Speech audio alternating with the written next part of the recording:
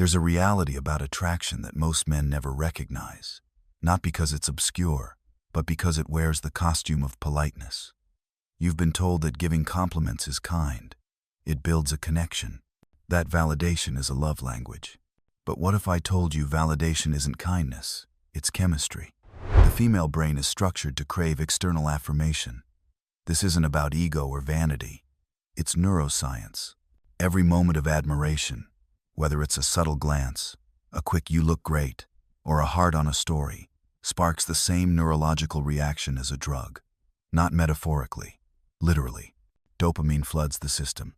And just like any addictive substance, the brain learns to want more. And here's the catch. Like any chemical high, it stops working once it becomes predictable. This is where most men unknowingly sabotage themselves. They assume that if one compliment makes her smile, then 10 will make her fall in love. They try to win affection through repetition. You're beautiful. You're amazing. You're everything. Over and over. But instead of deepening the connection, it dulls it. Her brain adapts. The hit wears off. What once excited her becomes background noise, like music you've heard too many times to notice anymore. And slowly, quietly, she starts to drift. The problem isn't that you compliment her. It's how and how often. Constant praise conditions her to expect it.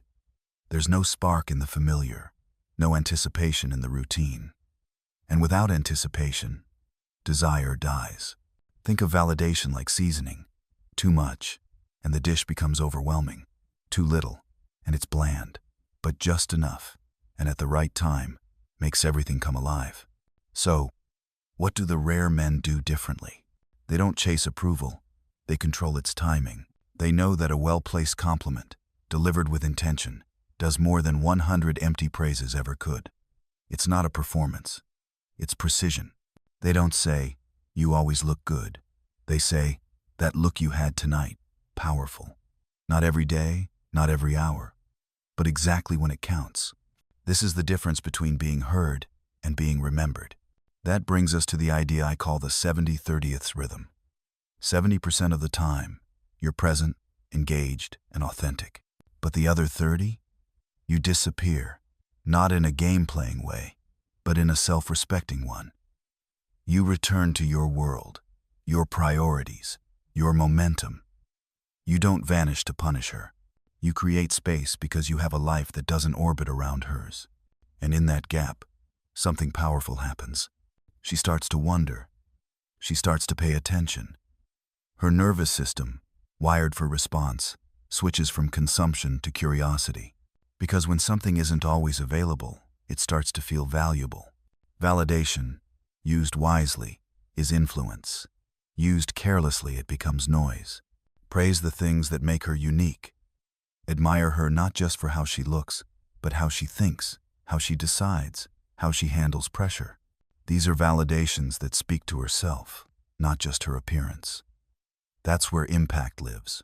That's the kind of affirmation she doesn't forget. Niccolo Machiavelli, centuries before psychology had words for these dynamics, understood this principle. True influence isn't in offering everything. It's in offering selectively. You don't flood someone with attention. You let them earn it. Because what's earned is valued. What's given without pause is forgotten. But there's a balance to strike. Withdraw too much, and you're not creating attraction. You're sowing confusion. Go too far into distance, and it becomes emotional starvation. Connection dies not because there isn't interest, but because there's no signal left to respond to. The goal is rhythm, presence without overexposure, affection without saturation. You give her a moment of truth, a glimpse of closeness, and then you let her process it. That space makes the moment linger. It makes her feel the loss of your attention when it's gone, and that absence is more powerful than most words you could say. If this resonates, it's because part of you already knows it. Most men don't get here. They stay stuck in the chase, thinking volume will make up for value. But once you see the pattern, you can start playing the game on your terms. And that brings us to something even deeper. Emotional gap number 2. Uncertainty.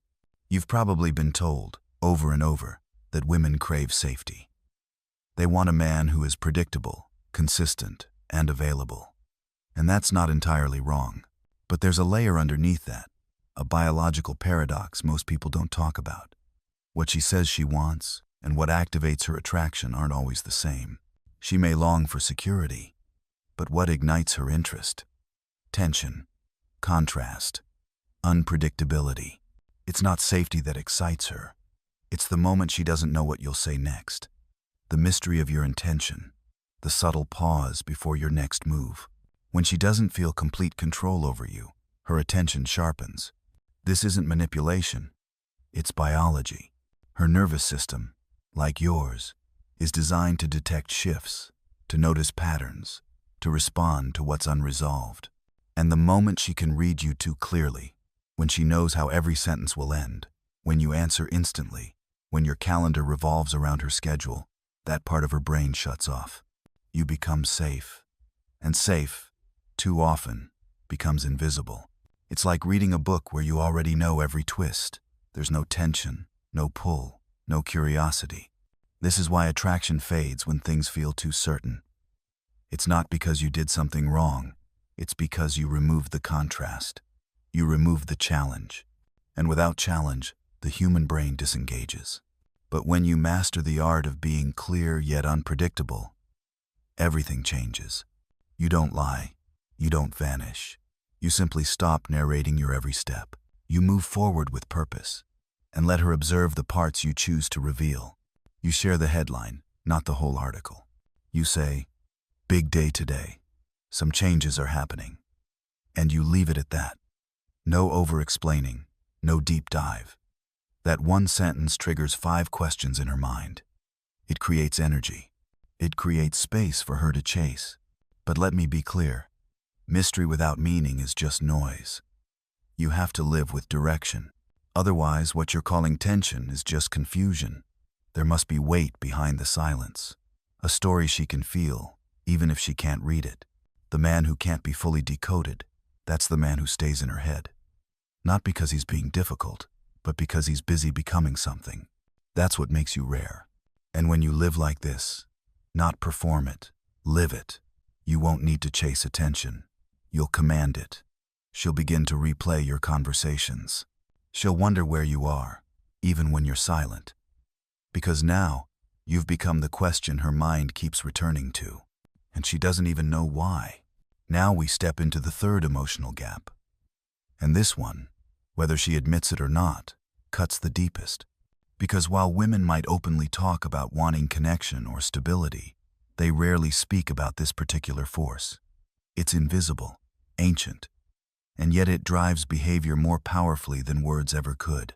I'm talking about female competition. Let's start with a truth that most men overlook. Attraction isn't formed in isolation. A woman doesn't evaluate you solely based on your qualities.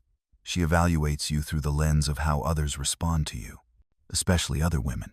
And if you've ever noticed how her demeanor shifts the moment another woman enters the picture, how her attention sharpens, how her investment spikes, you've witnessed this in real time. It's not a coincidence. It's biology. For thousands of years, social proof has been a survival filter. In tribal environments, the man who was desired by others was usually the one with resources, strength, leadership, or status. If no one else wanted him, there was probably a reason. But if he was in demand, that made him valuable before he ever said a word. That instinct didn't vanish with civilization. It just got more subtle. Today, it shows up in glances, in social media behavior, in subconscious micro-reactions. When she sees other women laugh around you, when she notices you're comfortable being approached, when she realizes you're seen by others, something inside her reorients. Your value shifts, not because you've changed, but because her perception of your social weight has. And here's where most men go wrong. They either suppress this dynamic completely, desperately trying to prove loyalty by isolating themselves socially, or they overdo it, trying to provoke jealousy and ending up looking insecure. Neither works. What does? Presence with gravity. You don't try to attract other women. You don't go out of your way to prove you're desired. You simply live in a way that generates attention on its own. When you walk into a room, you carry calm. When you speak, people lean in. Not because you're shouting, but because you speak with conviction. You listen, You move deliberately. You engage without seeking approval. And when she sees that other women respond to this, not with wild flirtation, but with ease, with openness, with trust, her instincts light up. You've become socially validated, not just by status, but by the natural response of others. Let's make it more concrete. Imagine you're at a gathering. Another woman comes up and asks you something. You don't recoil, and you don't overlean. You answer calmly, attentively, not with flirtation, not with coldness, just presence. And she, the woman you're involved with, notices. She registers your comfort. She watches how the other woman reacts, and she begins to compare, not consciously perhaps, but the calculation happens all the same. This isn't about jealousy. It's about value assessment. You've now become someone others choose, and that alone changes everything. Why? Because in her mind, this equation begins forming. If other women are drawn to him, and he chose me, that must mean I'm special. This is the unspoken sentence that triggers her investment. Not because she feels insecure, but because she feels selectively chosen. Your value wasn't just presented, it was demonstrated by how others respond to you. And your decision to focus on her becomes meaningful in contrast to those options. But the danger here is real. If you weaponize this, if you constantly try to make her feel like she's competing, you don't build attraction. You trigger anxiety. You create mistrust. You become a threat, not a mystery. There's a razor-thin line between being pursued and becoming exhausting. Push too far, and she will stop chasing. She'll start protecting herself. Her body will shift from attraction to defense. The moment she senses that your attention is something she constantly has to earn, like it's always at risk, she disconnects. Not because she doesn't care, but because chronic competition burns her out. But remove it completely, and the spark vanishes. So, how do you strike the balance? By embodying quiet abundance. You don't show off. You don't try to generate attention. You simply move in a direction. You live with purpose. You engage socially, but you never chase socially. And you carry yourself like a man who is accustomed to being noticed, not surprised by it. This is critical. Your value is not something you project. It's something others reflect. And she feels it more by watching than by hearing. This is why, when you're calm in social settings, when others approach you without you reaching out, when conversations come to you instead of being forced, she becomes more invested. Not because you manipulated her, but because you activated something pre-verbal, something old, and it changes how she relates to you.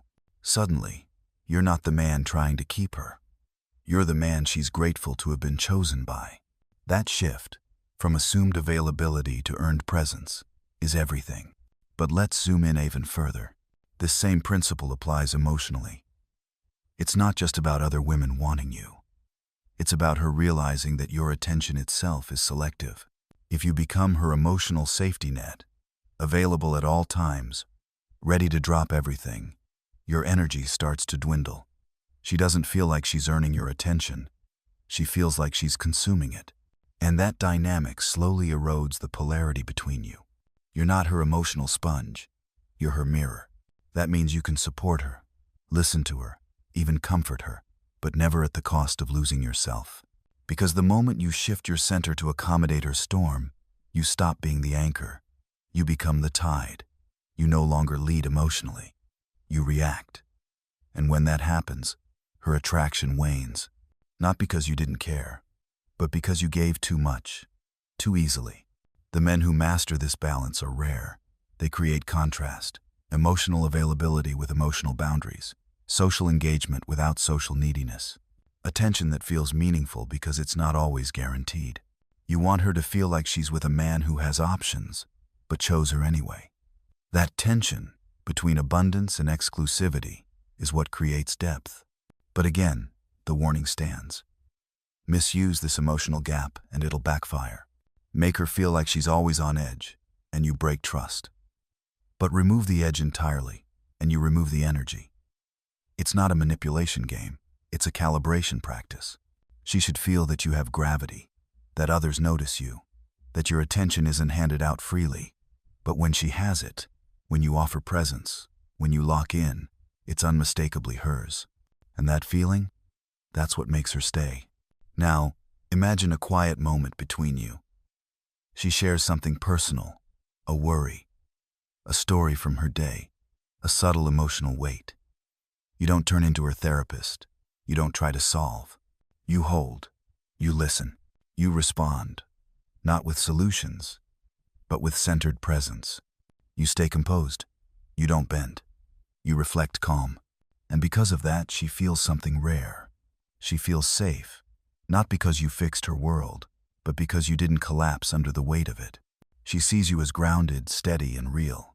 And in that steadiness, she begins to invest, not out of obligation, out of instinct. You didn't demand her attention. You didn't perform for it. You simply moved with depth and let her watch the world respond. That's the edge. 3 emotional gaps, now open. Validation, uncertainty, competition.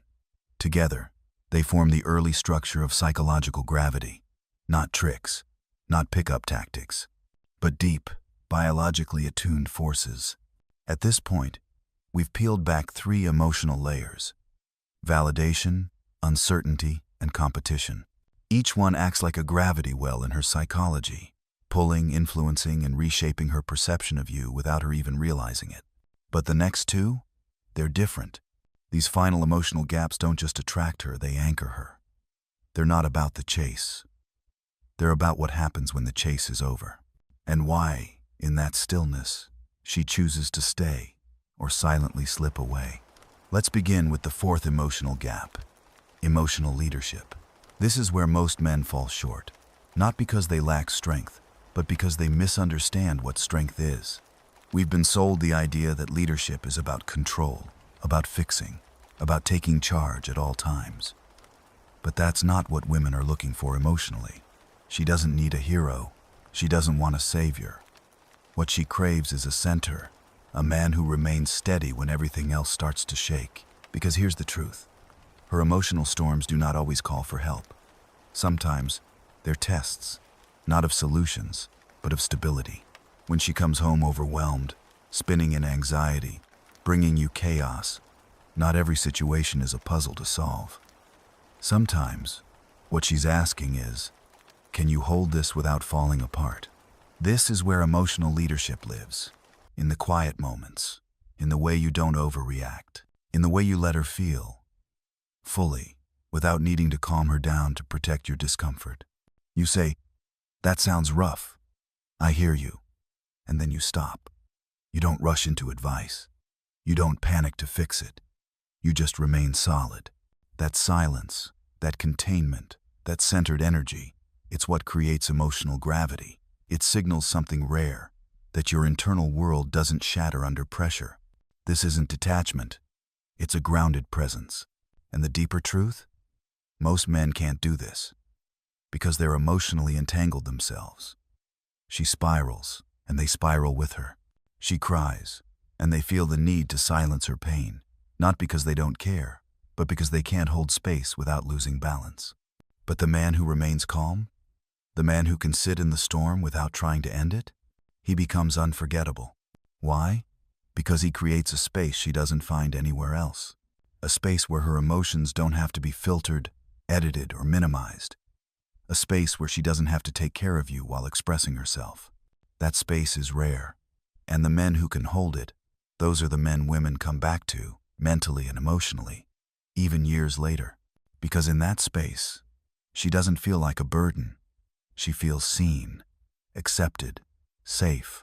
And this kind of emotional leadership doesn't shout. It doesn't dominate. It doesn't interrupt. It's quiet, composed, and unshakable. Machiavelli understood this centuries ago. The leader isn't the loudest voice in the room. He's the calmest. A storm is only terrifying when it finds nothing stronger than itself.